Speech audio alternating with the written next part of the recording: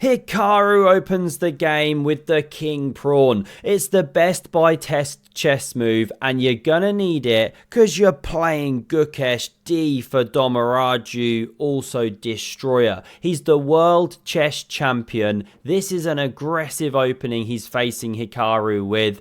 Played in the Tech Mahindra Global Chess League, brand new event, just launched. They're over the board, team competition. It's exciting. Let's see what's happening here. And already on move 3, Hikaru goes a bit different because these are the main moves for white, but he plays pawn to g3. Builds a banana hammock, now tucks this bishop into bed after Gukesh erects the big black center, aka BBC. There it goes, it's a sniper. By the way, 14th of December, last day you can get this shirt and others in the merch store if you want it to ship in time for Christmas in the US.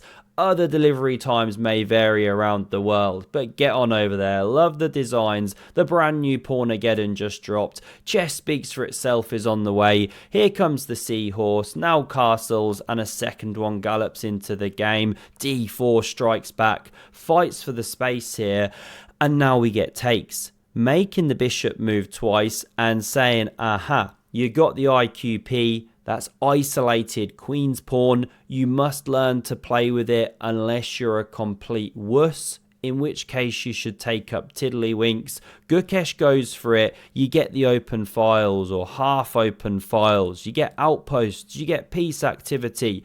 Don't push too soon. Knight hits your bishop. It backs up. Now you can do something like this, and it's big initiative for white. Not what you want. Huge pressure on your queen's side. Ouchie, ouchie. This is why they're snipers. So no d4. Premature. Don't go in for the premature attaculation. Affects many men, especially grandmasters. Just take it slow and steady. Wins the race. Huge pressure on the pawn now. So now we see d4. Timed to perfection. This knight now moves out the way. Of course, you're about to be left with a structure that only a mother could love. So the bishop backs up, breaks the pin, and we see takes. Voluntarily giving Gukesh the bishop bear and not even taking twice with check. Instead, whispering, anyone for a knight maneuver? It's a nerdy chess notation joke. Probably needs to be on a merch shirt. We do need to develop them all. Please let me know your ideas below. And now we see the bishop backing up. Gukesh is like, fine. You don't want them, you're not having them. Is he going to get super aggressive? We'll find out. The knight enters the game. Very common motif. If your opponent has a passed pawn, blockade it with a knight. They still participate in the game while blocking the progress. Yes, it's not quite a passed pawn. I know you're screaming at me, but the concept's the same. Bishop f5 puts a bit of pressure. Now we see this rook e1 move, and the best for black is rook c8. Maybe a bit of knight b4 action. Remove the blockader, but queen b6. Now it's not bad, but not the most precise. You're sort of firing blanks over there. This one's covering the square. Queen f3 in response. Don't blunder your bishop. Gukesh spots it, gives a bit of luft. No dark squared bishop for white, we note. And therefore creating this dark squared Swiss cheese is okay. We see pawn a3 and it threatens the expansion. Dominate this c5 square, take away squares from the bishop, and that's why a5. Modern chess, you push the rook pawn, but you also clamp. Now queen f4, nudging into the game, looking at some dark squares.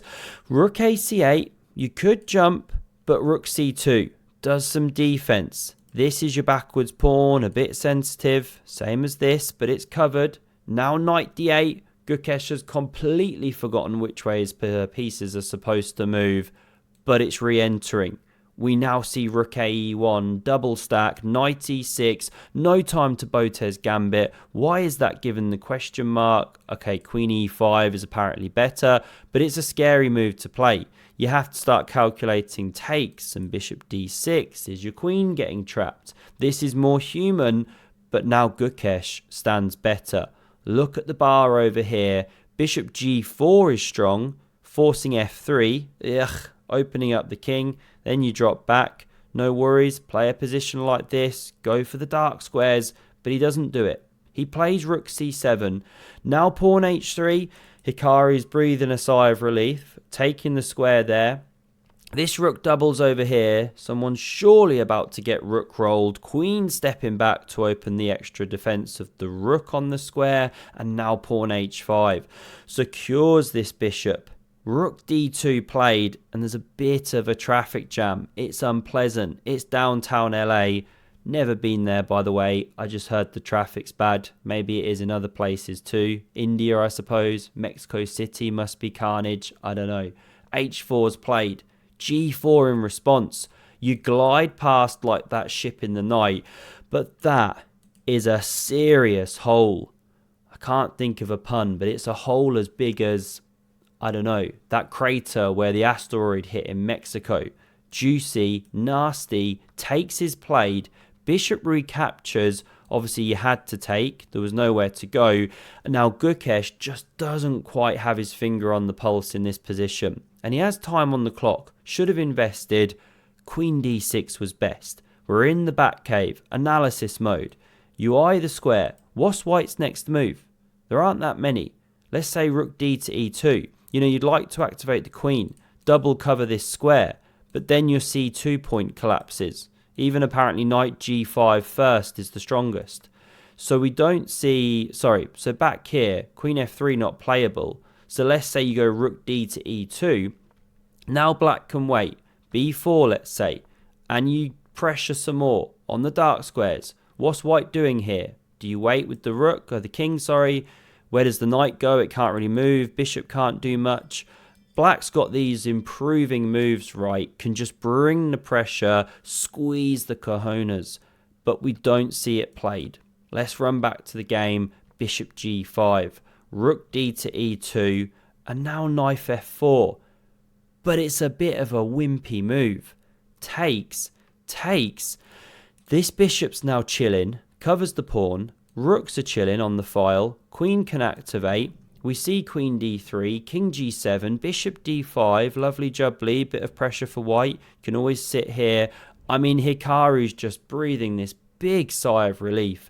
Gukesh had this chance to bring some serious pressure. I'm very sorry. It's a boring draw, although there was a bit of spice.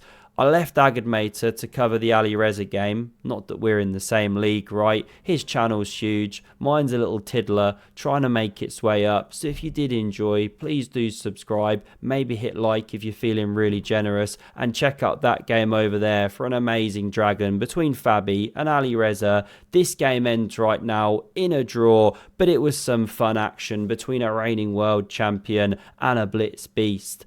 Have a look at the video on screen if you want some more epic chess. Happy Sunday, and I hope to see you again soon. Cheers.